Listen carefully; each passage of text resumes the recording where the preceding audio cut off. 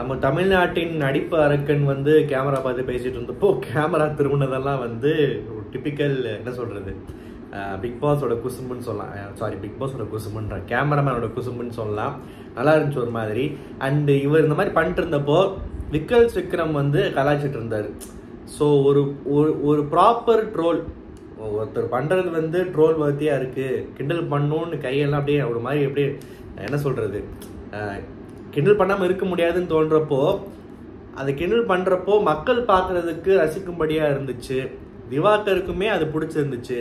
அவர் பிடிச்சிருந்துச்சோ இல்லை நாளைக்கு போய் விக்ரம்கிட்ட ஏதாவது அட்வைஸ் பண்ணுவாரோ வாட்டவர். ஆனால் அட்லீஸ்ட் விக்ரம் பேசுறதுக்கு திவாகருமே சிரிச்சுட்டு என்ஜாய் பண்ண மாதிரி தான் இருந்துச்சு. இதுதான் வந்து ஒரு ஹெல்த்தியான ஒரு என்ன சொல்கிறது, ஒரு ஒரு ஹியூமர் சென்ஸ்ன்னு சொல்லலாம், கலாய்க்கிறதுன்னு சொல்லலாம். இல்லாட்டி இன்டெரக்டாக தலைவர் இப்படிலாம் பண்ணாத, நீ ஏன் புரிஞ்சுக்க மாட்டேங்கிற, காமெடியாக விலை தர்றன்னு அப்படின்றத சொல்லி அவரை கூட ஒரு சிந்திக்க வைக்கலாம். நம்ம தமிழ் சினிமாலாம் சொல்லுவாங்க, நல்ல நல்ல காமெடி வந்து சிரிக்க மட்டும் வைக்காது சிந்திக்க வைக்கும்னு, அந்த மாதிரி கிட்டத்தட்ட. ஸோ வந்து ஏன் இதை ஒரு ஹைலைட் பண்ணி இது ஒரு பெரிய பாயிண்டாக பேசுகிறேன்னா, திவாகர் பண்ணுறது கலாய்க்கிறது தப்பு இல்லை.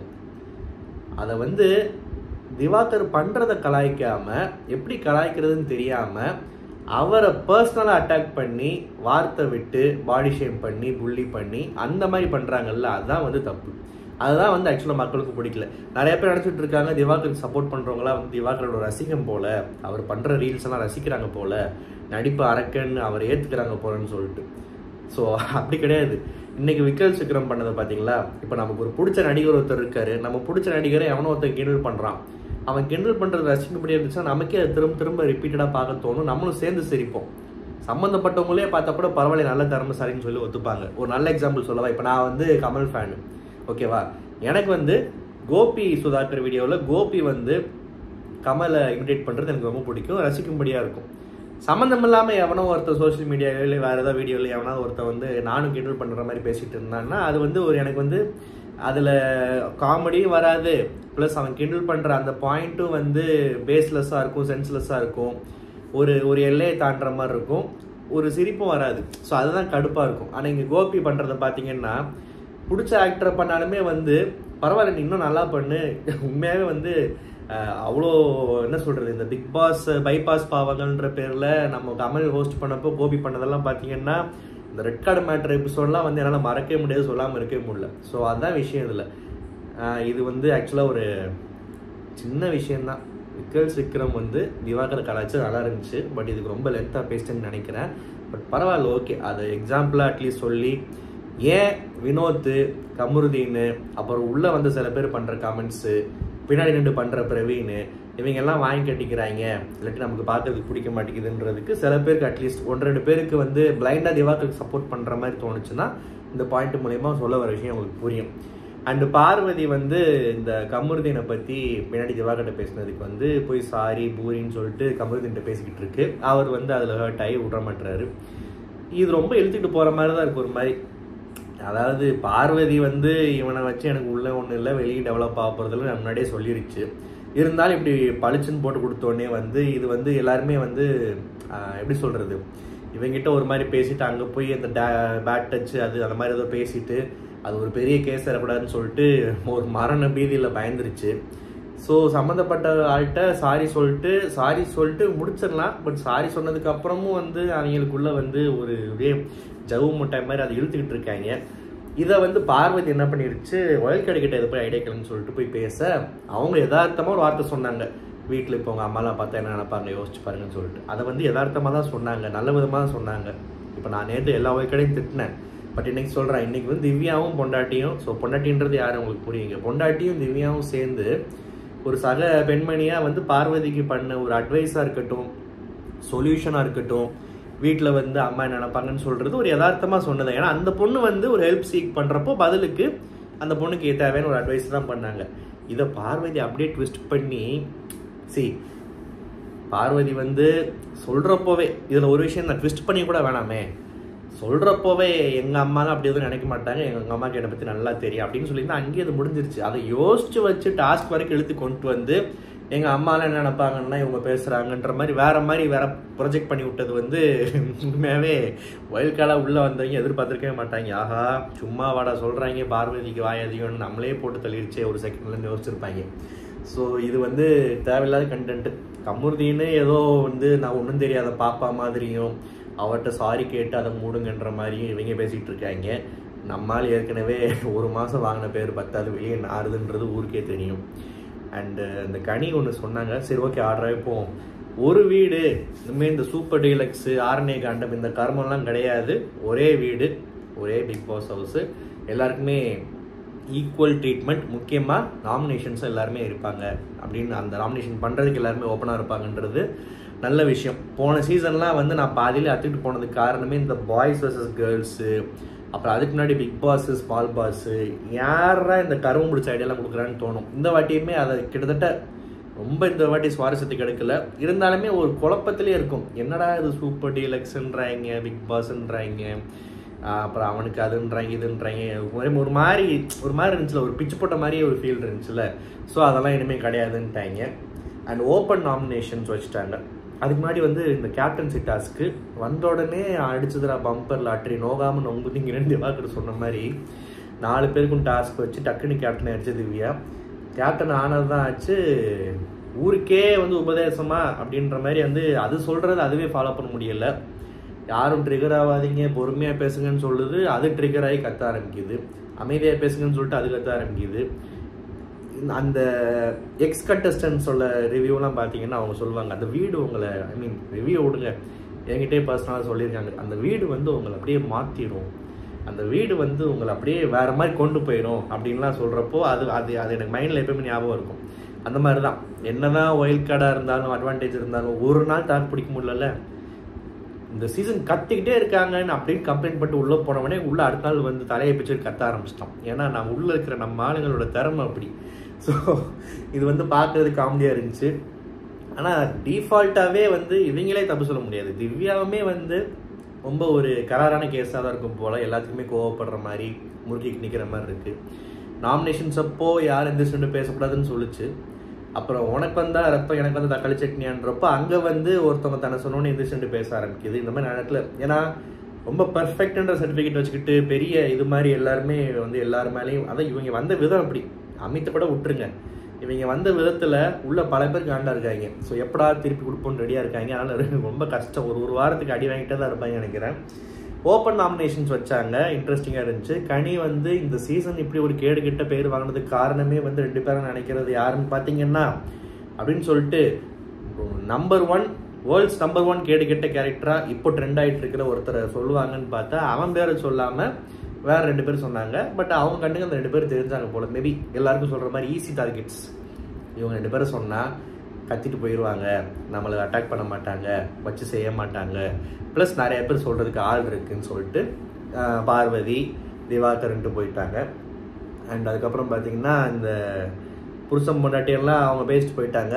புருஷன் வந்து திரும்ப வந்து ரீல்ஸ் பண்ணுறதுக்கு இது பண்ணுறதுக்கு வெளியே நிறைய பேர் இருக்காங்க, இன்ஸ்டா இது சோஷியல் மீடியா யூடியூப் அது இது நிறைய பேர் இருக்காங்க, இது அதுக்கான இடம் இல்லை, வேற ஒருத்தரோட வாய்ப்பை பறிச்சுட்டு வந்து உட்காந்துருக்கீங்க, வெளியே கோடி பேர் இருக்கான் அப்படின்னு.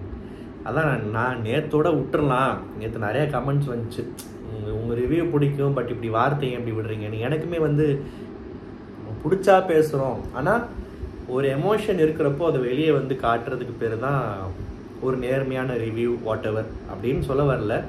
இப்போ அது யூடியூபுக்குன்னு ஒரு இது இருக்குது, ஒரு மரியாதை இருக்குது. நம்ம ரிவ்யூவை பார்க்குறவங்க ஒரு வீட்டில் ஒரு 2-3 பேர் டிவியில் பார்க்குறீங்க இல்லை ஃபோனில் பார்க்குறீங்கன்னா சில வார்த்தைகள் வந்து தேவையில்லைன்றது எனக்கும் புரியுது. ஆனால் என்ன பண்ணுறது, சில டைமில் வந்து சில பேர் அப்படி இப்போ பிக் பாஸ் வீட்டில் வந்து நம்ம எப்படி எல்லாருமே என்ன எதிர்பார்க்குறோம், உண்மையாக இருக்கணும், ஃபேக்காக கூட எதிர்பார்க்கணும். ஸோ நான் வந்து ஜஸ்ட் லைக் தட் ஈஸியாக கடந்து போயிட்டேன்னா அது ஃபேக்கு. எனக்குன்னு ஒரு கேரக்டர் இருக்குது, எனக்கு ஒரு நேச்சர் இருக்குது, எதுக்கு நான் கோவப்படுவேன், எதுக்கு கோவப்பட மாட்டேன், எதுக்கு வார்த்தையை விட மாட்டேன்னு எனக்கு ஒன்று இருக்குது. அதனால் நான் வந்து அப்படி விட்டுட்டேன். இருந்தாலுமே இன்னைக்கு கூட வந்து ஒரு கமெண்ட் பார்த்தேன், நோட்டடுன்னு சொன்னேன், முடிஞ்சால் முயற்சி பண்ணி மாற்றிக்கிறேன்னு. விடமாட்டுறாங்க. இப்போ இவனை பாருங்கள், இந்த புருஷன் பைய உள்ள சொல்லுது கோடி பேர் வாய்ப்பு கிடைக்காம வெளியே இருக்காங்களாம். ஏண்டா கோடி பேருக்கு வாய்ப்பு கிடைக்காம வெளியே இருக்காங்கன்னா நீ ஏன்டா அவன் பொண்டாட்டியோட உள்ள வர? கோடி பேர் இருக்காங்க. நான் சொன்னேன் அதே டைலாக் நேற்று சொன்னேன், தமிழ்நாட்டில் கோடி பேர் இருக்காங்க. அந்த அளவுக்கு நான் காஞ்சு போயிருக்கீங்க ஒரே வீட்டிலேருந்து புருஷ முன்னாட்டியை கண்டஸ்டண்ட்டாக கூப்பிட்டு வர்றதுக்கு. இப்போ சில பேர் சொல்கிறாங்க மற்ற பிக் பாஸ் பண்ணியிருக்காங்கன்னு சொல்லிட்டு. அப்படி பண்ணுறது அப்படியே ஃபாலோ பண்ண கூட பரவாயில்ல. நம்ம சீசனில் சரி மற்றவனை விடுங்க, அங்கேயும் கேவலமாக நடக்குதுன்னு வச்சுப்போமே, நம்ம இதுக்கே வருவோமே. புருஷன் வந்திருக்கான், பொண்டாட்டி வந்திருக்கான், அம்மா வந்திருக்கு, மக வந்திருக்கு, ஃப்ரெண்ட்ஸுன்றாங்க. அதான் நான் சொன்னேன், ஃப்ரெண்ட்ஸை கூட விட்டுருப்பா, ஃப்ரெண்டுன்னா உதவி பண்ணுறது. ஒரே குடும்பத்தில் 2 பேர் புருஷ பொண்டாட்டி வர அளவுக்கா இங்கே வந்து பஞ்சம் நாட்டில் அப்படின்ற மாதிரி அந்த பாயிண்ட் ஆஃப் வியூ யோசிச்சா கடுப்பாக தானே இருக்குது. ஸோ இந்த புருஷன் பய உள்ள இன்னைக்கு திரும்ப கோடி பேர் வாய்ப்புக்காக காத்துட்டு இருக்கான்னு சொன்னப்போ, நீ யார் கூடடா வந்திருக்க? வீட்டில் இருக்கிறது 2 பேர், கண்டிப்பாக கிட்ஸை கூட்டு வர முடியாது, எலிஜிபிள் இல்லை. இப்போ பாரு, அடுத்து 18 வயசு தாண்டினதுக்கப்புறம் இந்தியாஸ் ஃபஸ்ட்டு ட்வின் கண்டஸ்டன்ட்ஸ்னு வர்றது கூட வாய்ப்பு இருக்குது விஜய் டிவிலே இருந்தால். அதான் அப்போ அது கூட எத்தனையோ வருஷம் கழிச்சு பார்த்துக்கலாம். அதில் கூட ஒரு நியாயம் இருக்குது. யோசிச்சு பாருங்கள், பிக் பாஸ்க்கு ஒரு ட்வின்ஸ் வந்து அப்படி இருக்கும். யாருன்னு சும்மாவே பேர்லேயே கன்ஃபியூஸ் ஆவாங்க. யார் நாமினேட் பண்ணுறது, யாரை குத்துறதுன்னு தெரியாமல் ஆடிட்டு இருப்பாங்க. அதெல்லாம் இன்ட்ரெஸ்டிங்காக இருக்கும்ல. சரி ஓகே, நானே ஐடியா கொடுத்துட்டேன். ஆனால் பொண்டாட்டியோட பின்னாடியே வந்துட்டு இவர் வந்து கோடி பேரோட வாழ்க்கையை பாழாக்கிற பற்றி டிவாகர்லாம் பேசிக்கிட்டு இருக்காரு. ஓகே, அதுக்கப்புறம் அதான் அடுத்த டாஸ்க்கு நாமினேஷன்ஸு முடிஞ்சிருச்சு. ரொம்ப எல்லாருமே ரிப்பீட்டடாக சொன்னாங்க. அண்ட் அதுக்கப்புறம் பார்த்தீங்கன்னா நிறைய பேர் நாமினேஷன் இருக்காங்க. ஸோ இன்ட்ரெஸ்டிங்காக இருக்கும். நீங்கள் போக யாரெல்லாம் வெளியே போகிறா, சில அன்ஃபேர் எவிக்ஷனை பார்க்க வேண்டியது வரும். சில நாயங்கள்லாம் வெளியே ஏண்டா போகாமல் இன்னும் இருக்குதுன்னு நம்ம வந்து பொறுத்துக்கிட்டு பல்ல கடிக்க வேண்டியதெல்லாம் இருக்கும். உங்களுக்கு வந்தால் ரத்தம், எங்களுக்கு வந்தால் தக்காளி சட்னியான்றது கரெக்டான டேர்ம். பிக் பாஸ் எனக்கு இப்போ என்ன இருந்தாலும் ஒரு நியாயம் இருக்குல்ல, அது எப்படி விட முடியும்னு சொல்லிட்டு எனக்கு இன்றைக்கி பிக் பாஸ் வச்சு இந்த டாஸ்க் ரொம்ப பிடிச்சிருந்துச்சு. ஏன்னா நேற்று ரொம்ப ஓவராக பில்டப் கொடுத்துட்டாங்க. அவங்கள வச்சு செய்யுங்கடா நீங்கன்னு சொல்லிட்டு, நீங்கள் தாண்டே என் உண்மையான பிள்ளைகள், 30 நாள் அவங்களை நான் வயிற்றில் சுமந்துக்கிட்டு இருக்கேன், இவனுங்க இப்போ தான் வந்திருக்கானுங்க அப்படின்ற மாதிரி வச்சு செய்கிறதுக்கு ஒரு டாஸ்க் கொடுத்தாங்க. இதுக்காகவே வெயிட் பண்ண பார்வதி குதிச்சு கும்மாலாம் அடித்தது மட்டும் இல்லை, எனக்கு இருக்கு வாய், அதை நான் எப்படி எஸ்டாப்ளிஷ் பண்ணுறேன், எஸ்டாப்ளிஷ்லாம் பண்ணியாச்சு, எப்படி யூஸ் பண்ணுறேன் பாருன்னு சொல்லிட்டு பர்ஃபெக்டாக பேசிச்சு. பார்வதி இன்றைக்கி பேசுனது பர்ஃபெக்டாக கரெக்டாக தப்பாலாம் நான் சொல்ல வரல. அப்படி பார்த்தா அந்த வீட்டில் அம்மா பாப்பாங்கன்ற பாயிண்ட்டை அந்த 2 பேருமே வந்து யதார்த்தமாக நல்ல விதமாக சொன்னாங்க. ட்விஸ்ட் பண்ணிடுச்சு, நான் ஆரம்பத்திலே தப்புன்னு தான் சொன்னேன். தப்பாக இருந்தாலுமே பேசின டோனு, பேசின விஷயங்கள், சொன்ன சில வார்த்தைகள் வந்து ஒன்று செருப்பால் அடித்த மாதிரி இருந்துச்சு. அதுவும் குறிப்பாக இந்த புருஷன் பொண்டாட்டியை பிக் பண்ணி சென்ஸ்லெஸ்ன்ற வார்த்தையை பயன்படுத்த எனக்கு ரொம்ப பிடிச்சிருந்துச்சு. சென்ஸ்லெஸ், அதுவும் ரொம்ப ஒரு அரகண்ட் வேல நீங்கள் சொல்கிறதா கரெக்டுன்ற மாதிரி பேசுனது வந்து எனக்கு ரொம்ப பிடிச்சிருந்துச்சு. கண்டிப்பாக அந்த ஒரு நெத்தி அடி, அந்த ஒரு செருப்படி தேவை அந்த 2 பேர்த்துக்கும். அது பார்வதி வாயிலிருந்து தான் நான் எதிர்பார்த்தேன். அதுக்கேற்ற மாதிரி வந்துச்சு, ரொம்ப பிடிச்சிருந்துச்சு. மற்றவங்கெல்லாம் ஒரு மாதிரி சில பேர் நல்ல பாயிண்ட்ஸ் நல்லா நிறைய பேர் பேசுனாங்க. வியானாவா யாருன்னு தெரில, யார் வியானாவா துஷாரா யாருன்னு தெரில. இந்த மாதிரி வந்து அமித் வந்து உள்ளே வரப்போ நம்ம திவாகர் ரீல்ஸ் பண்ணுறது தப்புன்னு சொல்லிட்டு வந்துடுது. பட் இன்றைக்கி மார்னிங் அவரே கூட சேர்ந்து ரீல்ஸ் பண்ணாருன்னு சொன்னதெல்லாம் வந்து காமெடியாக இருந்துச்சு. அமித் அதை வந்து ஏற்றுக்கிட்டு அவரும் சிரிச்சுட்டு போயிட்டார். ஸோ அமித் வந்து நேற்று நான் என்கிட்ட என்ன இம்ப்ரெஷன் கிடச்சதோ, அவர் நான் பற்றி என்ன நினச்சேனோ அதை இப்போ வரைக்கும் டீசெண்டாக ஃபாலோ பண்ணிருக்க மாதிரி தெரியுது. மற்றவங்க தான் வந்து ஓவராக துள்ளிக்கிட்டு இருக்காங்க. இன்றைக்கி கூட ரூமில் பார்த்தீங்களா, கடைசியாக கிளைமேக்ஸில் ஏதோ இந்த பிக் பாஸ் கேமை கண்டுபிடிச்சதே என் பாட்டம் முப்பாட்டம் தான். தலைமுறையாக நாங்கள் தான் உள்ளே வந்து வாழ்ந்துகிட்டு இருக்கோம். இவங்க தான் யார் டக்குன்னு உள்ளே வந்துட்டாங்க. கேம் எப்படி ஆடுறதுன்னு தெரில, ஏன்னா இவங்களுக்கும் தெரியாது. கேம் எப்படி ஆடுறதுனே தெரிலன்னு உலகிட்டே இருக்காங்களே தவிர என்ன ஆடுறதுன்னு கேட்டால் இவங்களுக்கே தெரியாது. ஃபினாயில் போட்டு இப்படி கழுவிடுவாங்களாம் அப்படின்னு சொல்கிறாரு. ஸோ இவர் வந்து இந்த கூட்டத்தில் தயவு செஞ்சு அமித் சேர்ந்துடவே கூடாது. சேர்ந்தாலும் வாய் விடக்கூடாது. தலைக்கணம், திமிரு, ஆட்டிடியூடு இதெல்லாம் இல்லாமல் ப்ராப்பராக எப்படி, அதாவது என்ன சொல்கிறது, கேமுன்னு சொல்ல வேணாம், உள்ள ஒரு நல்ல ஒரு வாழ்க்கையை வாழ்ந்துட்டு போகணும். மற்றவங்களுக்கு பிடிக்கிற மாதிரி நியாயமான விதத்தில். அதே டைம் எல்லா குணாதிசயங்கள், கோபம், பாசம், அன்பு, கவலை எல்லாத்தையுமே காட்டணும். அதுதான் வந்து பிக் பாஸோட அழகே. சரி ஓகே, ஓவராக பெரிய மாதிரி தத்துவம் பேசாத, மூட்டு ஏதாவது சொல்கிறீங்க, புரியுது. இதான் லாஸ்ட் நடந்துச்சு. ஸோ அமித் இந்த கூட்டத்தில் சேராத வரைக்கும் சந்தோஷம் எனக்கு. அப்புறம் பார்த்தீங்கன்னா இவர் வந்து பார்வதி இன்னொன்று சொல்லிச்சு, இந்த 4 பேர் 4 விதமாக பேசுவாங்க இல்லை, அது இந்த 4 பேர் தான் சொன்னது பிடிச்சிருந்துச்சு. அதில் அமித்தும் வேறு வழியில் 4 பேர் கவுண்ட்டு காட்டணும்ல, உள்ளே இருக்காரு. அண்ட் திவாகர் சில விஷயங்கள் மிஸ் பண்ணுன்னு சொல்லிட்டு திரும்ப வந்தார். ஸோ வந்து எல்லாரையும் போட்டு ஃபுல் அட்டாக்கு, ஃபுல்லாக சரியான அடி அடிச்சாப்புல. அதில் வந்து திவாகர் மேலே ஒரு தப்பு இருக்குது ஆக்சுவலாக. திரும்ப இந்த பொண்டாட்டி வந்து ஏன் வாட்டர்மெலன் ஸ்டார்னு பேர் வச்சுருக்கீங்க, கிரிஞ்சாக இருக்கு, உங்கள் பேர் வைக்கலாமே, அதை ப்ரொஜெக்ட் பண்ணலாமேன்னு சொல்லி நான் அதுவும் ஒரு கிண்டல் பண்ணுற மாதிரிலாம் சொல்ல, தன்னோட பாயிண்ட்டை சொன்ன மாதிரி தான் இருந்துச்சு. பிக் பாஸ் எனக்கு கொடுத்துருக்கிற பேர் வாட்டர்மெலன் ஸ்டார் தான் சொல்லிட்டு அது பெருமையை காமிச்சார். நான் என்ன சொல்கிறேன், என்ன கருமம் இந்த பேர், ஃபஸ்ட்டு வாட்டர்மெலன் ஸ்டார், அதை வச்சு ட்ரெண்ட் ஆனார், அதை வச்சுருக்காரு, ஓகே. ஆனால் பிக் பாஸோட பியூட்டியே வெளியே சம்பாதிச்ச பேரை தாண்டி உள்ள ஒரு அடையாளத்தை தனியாக உருவாக்குறது அதுதானே. அதுவும் இவருக்கெல்லாம் கண்டிப்பாக அது தேவை தானே. ஸோ இவர் வந்து திவாகர்னு வச்சதானே பெருமை. இன்றைக்கி நம்மளாம் திவாகர் தானே பேசுகிறோம். எப்பயாவது வாட்டர்மெலன் ஸ்டார்னு வரும். இல்லை உள்ளே வந்து சில பேர் மார்க் பண்ணுறதுக்கு இந்த கமருதீன் மாதிரி பயவுள்ளிங்க வந்து அடிக்கடி வாட்டர்மெலன் ஸ்டார்னு வாங்க. ஏன்னா நம்ம வந்து திவாகராக பார்த்து நம்ம ரசிக்கிறோம் இந்த சென்ஸ். அவருக்கு நடக்கிற அநீதிகள், அநியாயங்கள், அவர் மேலே தப்பு இருக்குது, வாட்டவர். நம்ம திவாகரை ஒரு மனுஷனாக பார்க்குறோம். திவாகரை மனுஷனாக கூட மதிக்காதவன் தான் வாயில் பேரை கூட சொல்லாமல் வேறு மாதிரி பேசிகிட்டு இருப்பான். ஸோ அப்படி இருக்கிறப்போ அம்மா அப்பா வச்ச பேர் இல்லை வாட்டவர் யார் வச்ச பேரோ அந்த பேரை பெருமைப்படுத்தி அதுக்குண்டான பேரை அந்த பேருக்கு ஒரு மரியாதை சம்பாதிச்சுட்டு போகிறதுக்கு அட்லீஸ்ட் அதை இப்படி வச்சுக்கலாமே. இவர் வந்து அந்த பாயிண்ட் புரியாமல் எனக்கு அது வந்து கிண்டல் பண்ணுற மாதிரி இருந்துச்சு, நக்கலாக இருந்துச்சுன்னு சொல்லிட்டு தப்பாக புரிஞ்சுக்கிட்டாரு. இதை தாண்டி மற்றதெல்லாம் வந்து நல்லா பேசினாருன்னு சொல்லலாம். எல்லாரையுமே ஒருத்தர் குத்தி காமிச்சு. அண்டு திவ்யா கணேஷ்கெல்லாம் சரியான செருப்படி. நான் இந்த வீட்டில் இருக்கணுமா வெளியே போகணுமான்றதை நீங்கள் சொல்லக்கூடாது, பிக் பாஸ் தான் சொல்லணும்னு கொடுத்த டாஸ்க் அது பண்ணுச்சு. எனக்கு அது புரியுது, திவ்யாவும் அதான் சொல்ல வருது. இருந்தாலும் கொடுத்த டாஸ்க் பண்ணுறதை தாண்டி அது சொல்கிறதே வந்து அவங்களோட ஒப்பீனியன் தானே சொல்கிறாங்க. உன் ஒப்பீனியனே வந்து எனக்கு பிடிக்கல, நீ முடிஞ்சால் வெளியே போகணுன்னு சொன்ன மாதிரி தான் இருந்துச்சு. திவாகரோட பதில் எனக்கு பிடிச்சிருந்துச்சு. அண்ட் அவர் வந்து 11 மாதத்துலேயே நான் வந்துட்டேங்க அப்படின்னு அந்த தற்பெருமை மூடுக்குள்ளே போனோடனே நம்ம புருஷன் வந்து என்ன பண்ணிட்டாரு, எனக்கு தண்ணி வேணும்டி பொண்டாட்டி வீட்டில் இருந்தால் கேட்டிருப்பாரு, இங்கே அள்ளி தர மாட்டாங்கல்ல, ஸோ எந்திரிச்சு குடிக்க போகிறேன்னு சொல்லிட்டு தண்ணி குடிக்க போகிறேன்னு சொல்லிட்டு ஏதோ அந்த இடத்துல அவர் கெத்தாக ட்ரை பண்ணுறான். நான் என்ன சொல்கிறேன், திவாகர் பண்ணுறது காமெடியாகவே இருக்கட்டும், ஓகேவா? உனக்கு எங்கே எரியுது? அந்த வெளியே என்ன பண்ண என்ன 11 மாதத்தில் உள்ளே வந்து காமிச்சான்ல, நீ 11 வருஷமா இல்லை 22 வருஷமா எங்கேயோ குப்பை கொட்டிக்கிட்டு இருக்குன்னு அந்த உன்னை ஒன்றும் தப்பாக சொல்லலையே.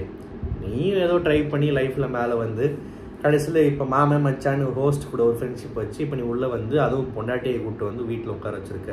பிக் பாஸ் வீடு நம்ம உன் வீடு மாதிரி மூடிட்டு உட்காந்து பார்க்க வேண்டியது தானே. அந்த வந்து 11 மாதத்தில் நான் இப்போ இங்கே வந்துட்டேன் அப்படின்னு சொன்னது உனக்கே எரியுது. உங்களை மாதிரி வரலன்னா நீங்கள் அவனை பற்றி பேசுகிறீங்க, நீங்கள் அவரை பற்றி பேசுகிறீங்க. ஒரு என்ன சொல்கிறது, இங்கெல்லாம் இருக்கிற ஆளே இல்லை, கோடி பேர் வாய்ப்பு பறிச்சுட்டு உட்காருக்காருல பேசுகிறீங்க. அப்போ அவர் பாயிண்ட் சொல்கிறாரு, நான் இப்படி வந்தேன் நீங்கள்லாம் அப்படின்னு சொல்கிறாரு. திவாகர் பேசுனது தப்பாகவே இருக்கட்டும், எரிச்சலாகவே இருக்கட்டும், உட்காந்து கவனி. நீ தான் பெரிய இவன் மாதிரி கொம்பு முளைச்ச மாதிரி நேற்று பேசுனேன், நேற்று எல்லாருக்கும் கிழிச்சு போட்டியே, அப்போ போடா இவனேன்னு சொல்லிட்டு போடா இப்படின்னு சொல்லிட்டு எவனா உள்ளே போயிருந்தா உனக்கு எவ்வளோ அசிங்கமாக இருந்திருக்கும். நீ கிழிச்சு போட்டப்போ எல்லாம் நின்று வேடிக்கை பார்த்தாங்க, இல்லை சரி வைல்ட் கார்டு வந்திருக்காங்க ஏதோ சொல்ல வராரு என்னன்னு கேட்போம்னா, அதே மாதிரி அந்த ஆள் சொல்கிறத உட்காந்து பேசிட்டு அப்புறம் ஏதாவது என்ன சொல்கிறது உன்னோட பதில் அப்புறம் கூட உன் கோவத்தை அப்புறம் காட்டு. எந்திரிச்சு நீ தண்ணி குடிக்க போகிறதெல்லாம் வந்து ஏதோ மாஸ் மூமெண்ட்டுன்னு இன்ஸ்டாகிராம் டேட் போட்டு உனக்கு அப்படியே ஃபேன்ஸ் வராங்கன்னு நினச்சி நீ பண்ணியே என்ன? எந்திரிச்சு போகிறப்போ மூடிட்டு உட்காராடேன்னு பார்வதி சொல்லிருச்சு. எனக்கு அதான் வந்து சரியான காமெடி. அப்படி சொல்லிருச்சு இந்த சென்ஸ். அப்படி தான் அங்கே நடந்துச்சு கிட்டத்தட்ட.